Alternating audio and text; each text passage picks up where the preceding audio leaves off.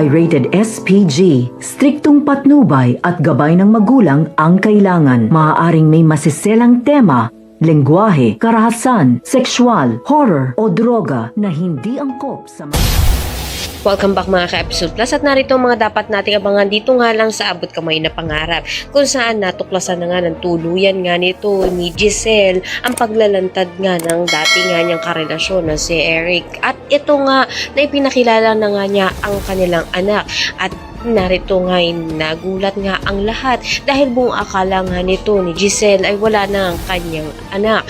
Dito na nga rin pinagtapat nga nito na sinabi niya nga sa kanyang ama na wala na nga raw siyang inang kinikilala dahil matagal niya na nga itong binaon sa limot. Sa kabilang banda naman nga ay nag-aala naman nga ito nga si Lynette dahil na nga rin sa nalalagas na ang kanyang buhok. Kaya naman sinabi niya nga ito nga kay Doc Denise kung normal nga ba ito.